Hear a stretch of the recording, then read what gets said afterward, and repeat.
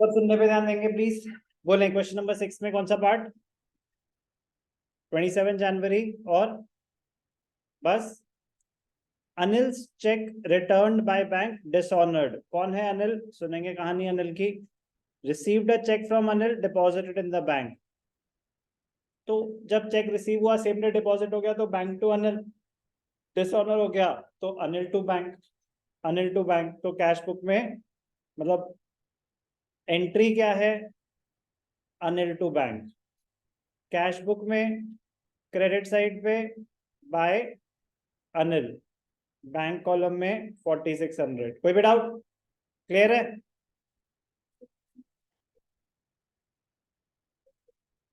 Installation, erection of machinery, installation of machinery.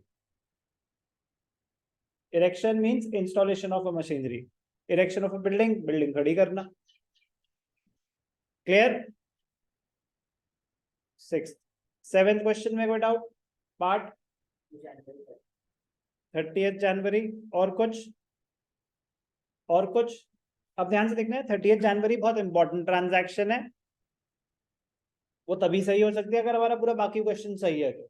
अपने आप में ये कोई अलग चीज नहीं है, बट बहुत इंपॉर्टेंट है कि क्वेश्चन में हो सकता है कि लास्ट एडजस्टमेंट यही आपको जो क्वेश्चन आए हो सकता है वेरी हाई प्रोबेबिलिटी कि लास्ट में एडजस्टमेंट हो। तो ध्यान से सुनेंगे एक बारी क्या कह रहे हैं।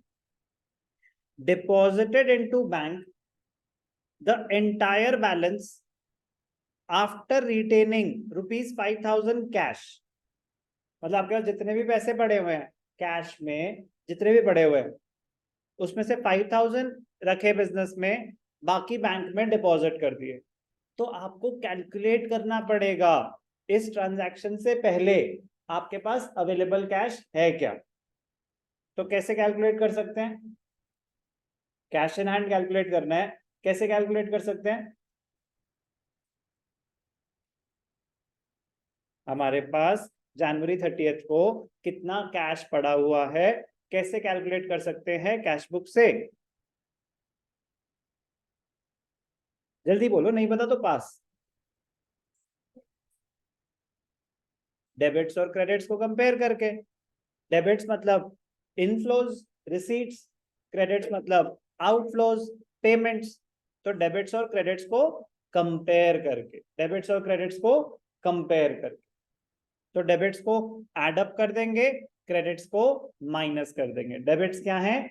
इनफ्लोज। तो कैश कॉलम में आपके पास डेबिट्स क्या है? 30th को भूल जाओ, 30th के अलावा ये दो ट्रांजैक्शंस थी। तो ये तो मतलब आपको पहले से करा हुआ होना चाहिए, बट मैं लास्ट स्टेप बता रहा हूँ बस कि वर्किंग नोट में आपने कैलकुलेट करा बैलेंस अवेलेबल। कैसे कैलकुलेट होगा? डेबिट्स 120। अच्छा रमेश है 28, तो डेबिट्स हैं कितने? 120, 148। क्रेडिट्स 30 जनवरी को छोड़ के सिर्फ यही 80,000। तो आपके पास कितना कैश पड़ा हुआ है? कितना कैश है? 68,000। समझ आया क्या हुआ? अब आपके पास 68 है, वो क्या बोल रहे हैं?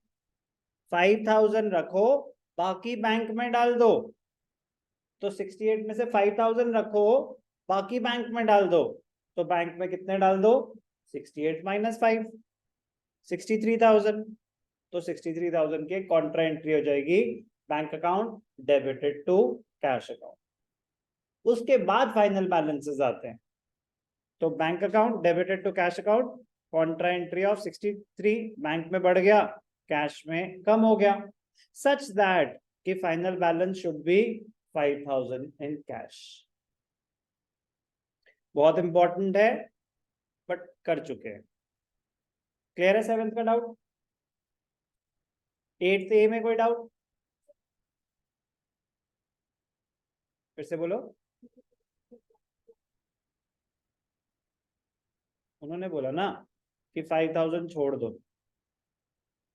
कहानी शुरू ही यहीं से हुई थी कि उन्होंने इंस्ट्रक्शंस दी कि आपके पास जितना भी कैश है उसमें से 5,000 रख लो बिजनेस में, बाकी बैंक में डाल दो। तो हमने पहले कैलकुलेट करा कि हमारे पास कैश पड़ा कितना है। हमारे पास पड़ा है 68,000, तो इसमें से 5,000 रख लो, तो वो तो बैलेंस होगा ना लास्ट का। इससे पहले हमें कॉन्ट्रा एंट्री दिखानी पड़ेगी। क्लियर? पक्का? क्लियर है? 8 ए में कोई डाउट? 8 बी में कोई डाउट?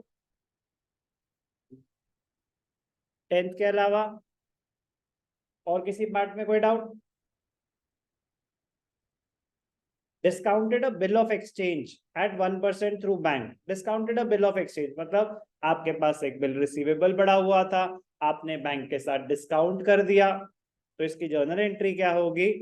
इसकी जर्नल एंट्री आपके अंडरस्टैंडिंग के लिए, डिस्काउंटिंग की एक ही एंट्री होती है, bank account debited, discounting charges debited to bills receivable, to bills receivable. Bill कितने का है? 5,000। बैंक ने कमीशन कितनी चार्ज करी? 1%। तो आपको कितने पैसे दे दिए? 4950। कैश बुक में आपको किससे मतलब है? इससे। तो कैश बुक में डेबिट साइड पे क्या आ जाएगा? 2 बिल्स रिसीवेबल 4950। 1% उनकी कमीशन थी, 1% डिस्काउंटिंग चार्जेस थे। क्लियर?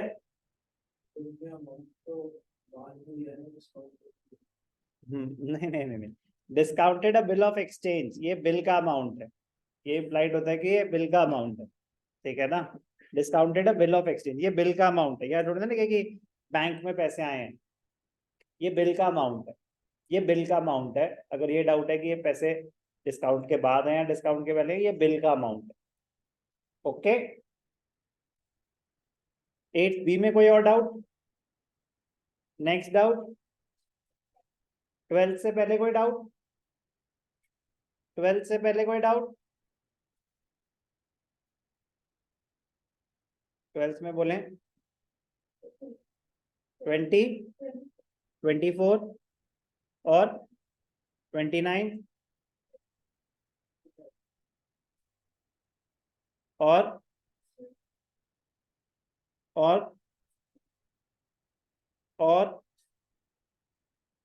8 बोले बस डिस्कशन उस टाइम पे। और कोई डाउट? कौन सा वाला? और करें शुरू? और क्लियर? मतलब इतना ही है? क्लियर? शुरू तो करो सर पहले। चल, cash receive from sale of shares.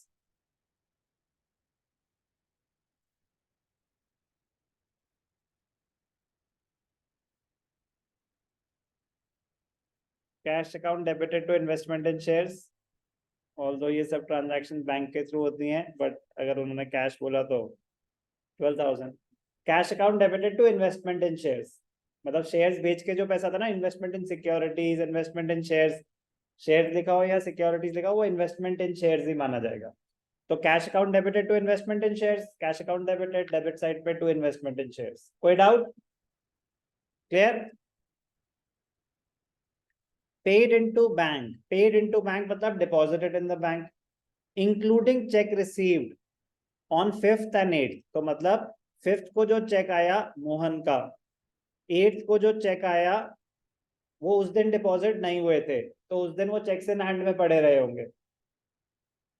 Paid into bank, तो 4,000 और 700 के तो चेक्स हैं।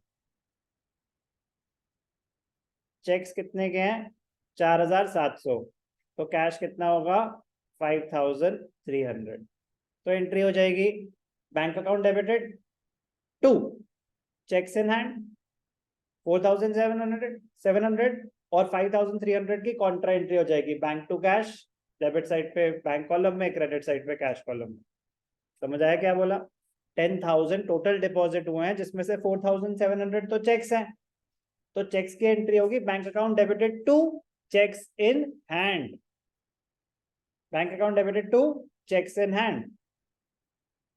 बैंक बैलेंस बढ़ गया, बट बाकी 5,000, टोटल 10,000 डिपॉजिट हुआ है, तो ये समझ आया ना कि कैश हमें निकालना है। 5,300 की कॉन्ट्रा एंट्री है बैंक टू कैश। क्लियर? समझ आया कि नहीं आया? करके दिखाओ या समझ आ गया? तो मुझे 5 बार ही क्यों पूछना पड़ता है? अगर नहीं समझ आया तो नहीं समझ, मतलब मैंने कर दिया है वैसे तो, मतलब ये तो बस ट्रिक क्वेश्चन था, मैंने बोला है, मतलब पूरी ट्रीटमेंट करके ही बताई है। बट मैं कह रहा हूँ कि आपको तो पहली बार भी अगर नहीं समझ आया तो नहीं समझ आया, उसमें क्या है, कोई जरूरी थोड़ी ना है कि बस मैंने बोल दिया और समझ आ जाना जरा जरूरी है। नो, आपका डाउट है, आपका डाउट है, जब तक क्लियर नहीं होता आगे मत बढ़ने दो please. Paid into bank including cheques received on 5th। Paid into the bank मतलब होता है डिपॉजिटेड इन द बैंक। आपने बैंक में 10,000 रुपए डिपॉजिट करे, उन 10,000 में से दो तो चेक्स थे, दो तो चेक्स थे। अब just for understanding, just for reference, ये जर्नल एंट्री है। बैंक में टोटल डिपॉजिट कितने हुए? 10,000। उसमें से चेक्स कितने हैं? 4,700। तो बाकी क्या होगा? कैश होगा। ये सोचना है आपने अपनी वर्किंग में या माइंड में। कैश बुक को किससे मतलब है? बैंक में पैसे कितने आए? 10,000। तो कैश बुक में डेबिट साइड पे, सुनने पे ध्यान देंगे प्लीज, सुनने पे ध्यान देंगे। डेबिट साइड पे आएगा to cheques in hand 4,700, bank balance बढ़ गया। 5,300 की कॉन्ट्रा एंट्री हो जाएगी, bank to cash, bank to cash, ये कॉन्ट्रा एंट्री 5,300 की, और यहाँ पे कॉन्ट्रा एंट्री। क्लियर? पक्का? Paid for repairs of typewriter, repairs to cash, repairs to cash, payment side पे बाय रिपेयर्स आ जाएगा, कैश कॉलम में से पैसे कट जाएंगे। 12th क्लियर है? आपका डाउट था? क्या डाउट था? repairs repairs repairs to cash। 16th gave a check to Surinder for cash purchase of furniture for office।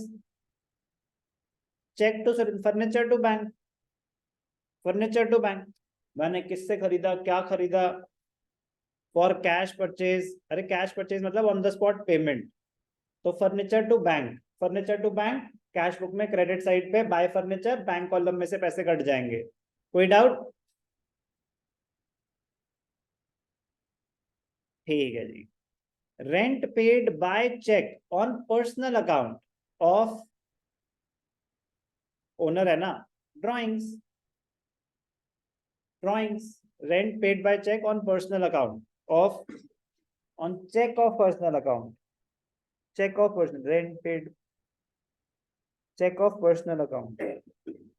तो इसने पर्सनल फंड्स यूज करे बिजनेस का पैसा देने के लिए, कैश बुक में नहीं आएगा क्योंकि हमारे बिजनेस में से पेमेंट नहीं हो रही।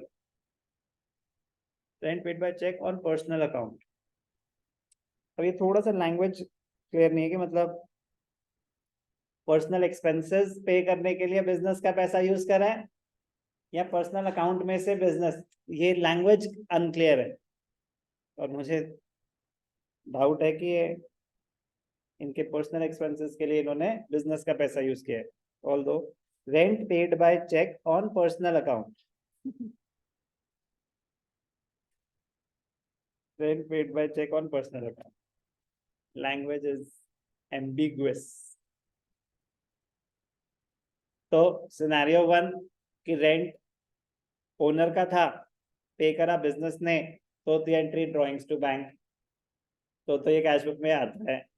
लेकिन अगर on cheque, rent paid by cheque on personal account, on personal account, on है, ऑफ नहीं है। ड्रॉइंग्स दिखा रखा है इन्होंने, क्या दिखा रहा? हाँ वही है जो मैं सोच रहा हूँ ना, ड्रॉइंग्स।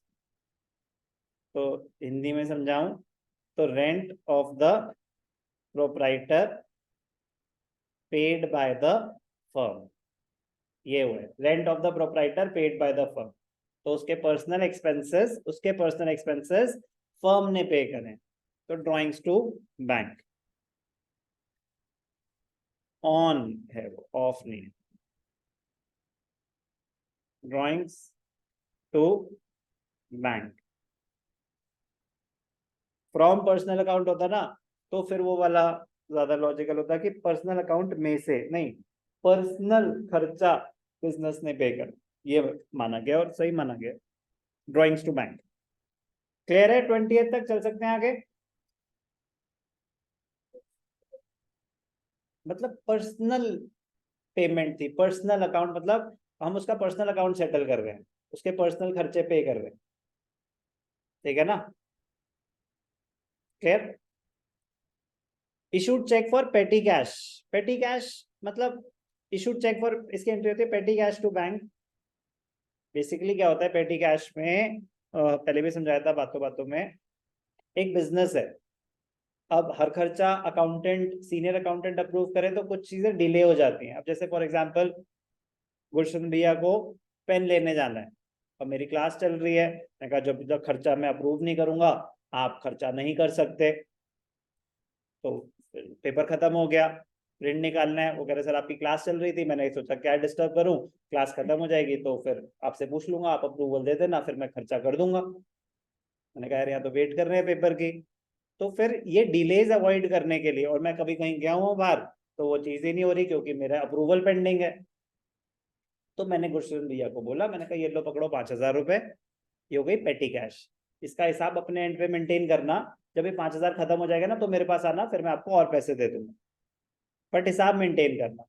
तो पेटी कैश अभी कोई खर्चा नहीं हुआ, बस मैंने बैलेंस, मैंने पेमेंट करी है अपने कैशियर को कि अभी आप ये खर्चा चलाओ अपने एंड पे, तो इसकी एंट्री होती है petty cash to bank. Petty cash एक एसेट होता है नेचर पे, अगर आए ना तो पेटी कैश एक कैश बैलेंस ही एक तरह से एसेट होता है।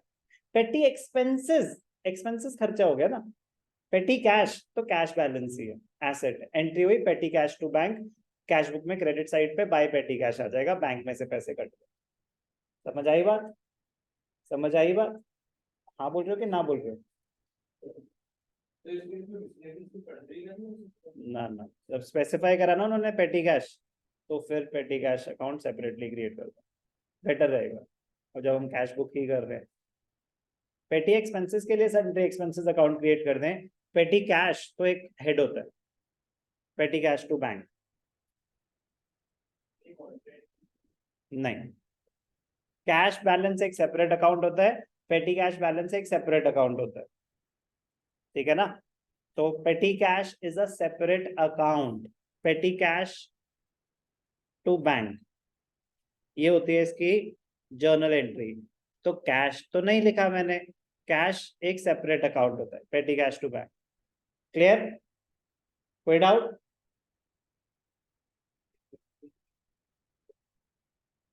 स्टेशनरी एक्सपेंस होता है,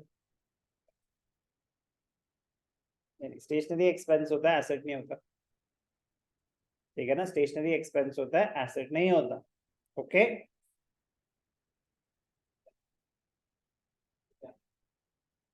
स्टेशनरी, पेटी कैश पैसे हैं, पेटी कैश, पेटी एक्सपेंसेस की बात नहीं हो रही, पेटी कैश मैंने अपने कैशियर को 5,000 रुपए दिए, अभी पेटी कैश का बैलेंस क्या हो गया, पैसे हैं, वो 5,000 रुपए पड़े हैं उसके पास, एसेट है क्योंकि बिजनेस चलाने में काम आएगा।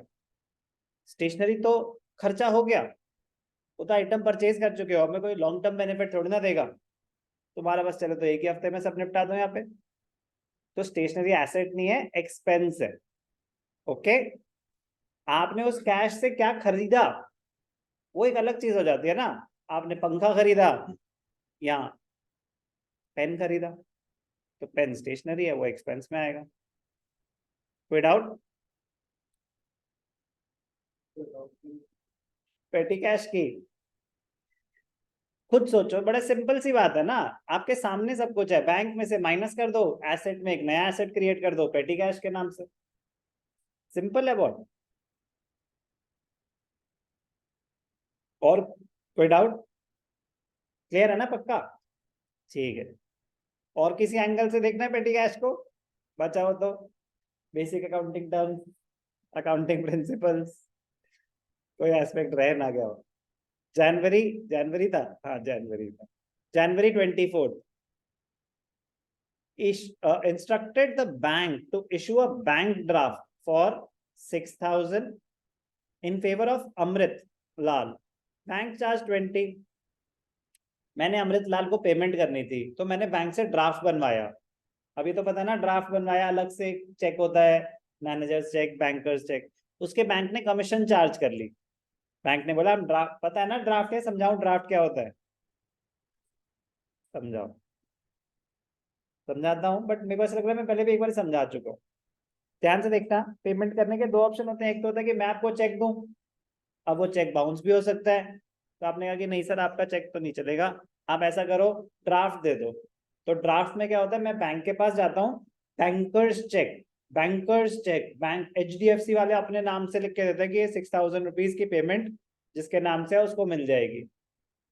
तो वो डिसऑनर नहीं होता अनलेस टाइम बार्ड हो, डेट लिखी होती है ना, 3 मंथ्स के अंदर अंदर प्रेजेंट करना होता है, तो वो बाउंस नहीं होता अदरवाइज। पॉइंट, वो बनवाने के खर्चे लगते हैं। तो आपने ड्राफ्ट तो बनवाया 6,000 रुपए का, बट बैंक ने कमीशन चार्ज कर ली 20 रुपए। तो मेरे बैंक अकाउंट में से तो पैसे कटे 6020, लेकिन मुझे ड्राफ्ट मिला कितने का? 6,000 का। ड्राफ्ट पे तो 6,000 ही लिखे लिखे होंगे ना। अब जब मैं अमृतलाल को पैसे दूंगा तो उसको 6,000 मिलेंगे या 6020? उसको तो 6,000 ही मिलेंगे। तो सुनने पे ध्यान देंगे, एंट्री होती है Amritlal debited 6,000, bank charges debited 20 rupees to bank 6020। मतलब बैंक में से तो कटेंगे 6020, अमृतलाल को मिले 6,000, बैंक चार्जेस इंपोज हुए 20। तो कैश बुक में क्रेडिट साइड पे बाय अमृतलाल, बैंक कॉलम में 6,000, बाय बैंक चार्जेस 20 रुपए। क्लियर? बहुत इंपॉर्टेंट है। क्लियर है? 29th received a bank draft. अब हमने रिसीव करा तो हमारे लिए तो नॉर्मल चेक की तरह ही होता है। फ्रॉम रघुवीर, discount claim by him was disallowed. ऐसा क्यों भाई? Discount claim by him was disallowed, होगी कोई बहसबाजी?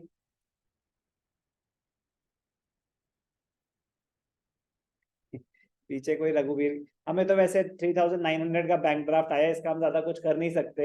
एंट्री क्या है? बैंक अकाउंट डेबिटेड टू रघुवीर, यहाँ पे तो 3,900 ही आएंगे। ठीक है ना? क्योंकि चेक को आप चेंज नहीं कर सकते। मतलब वो कह रहे कि आपने उसको डिस्काउंट देने से मना कर दिया, तो मतलब 100 रुपए का बैलेंस खड़ा रहेगा हमारे अकाउंट में कि रघुवीर से 100 रुपए लेने हैं। उसका कैश बुक से कोई लेना देना नहीं, क्योंकि ड्राफ्ट जितने का है ना, आपको तो उतने ही पैसे मिलेंगे। समझ आई बात? आपने मेरे 4,000 रुपए देने थे, आप आए हंसते हंसते, अरे भैया रखो ना 3,900, हिसाब क्लियर है।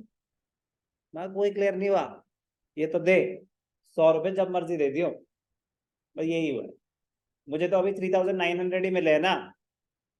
तो बैंक अकाउंट डेबिटेड टू जो भी वीर है, और 3,900 बैंक कॉलम। कोई doubt? Bank collected interest on securities, investments हैं हमारी। सिक्योरिटीज होते हैं शेयर्स, डिबेंचर्स, बॉन्ड्स। हमारे इन्वेस्टमेंट्स हैं, हमारी इन्वेस्टमेंट्स हैं, इनकम है ये हमारी। क्या है ये? हमारी इनकम है। मतलब अगेन मिसलीडिंग लैंग्वेज, ठीक है ना, बट कुछ चीजें कर करके आपको पता चलेगा हमारी इनकम है, हमें इंटरेस्ट मिला है। तो bank account debited to interest on securities, 250 रुपए आपको मिले। ठीक है ना? So bank collected on our behalf. Sir ये कहाँ लिखा है? ये इम्प्लाइड है। सिक्योरिटीज मतलब आपकी इन्वेस्टमेंट्स होती हैं, शेयर्स, डिवेंचर्स, बॉन्ड, ये सब आपके इन्वेस्टमेंट्स होती हैं, उस पर आपने इंटरेस्ट कमाया, आपके बैंक में पैसा आया, बैंक वालों ने आपके बिहाफ पे कलेक्ट कर लिया। सर इतनी सारी बातें तो नहीं लिखी यहाँ पे। इम्प्लाइड, इम्प्लाइड प्रैक्टिस करके आपको भी पता चलेगा। जो इंटरेस्ट कलेक्ट करते हैं हमारे बैंक,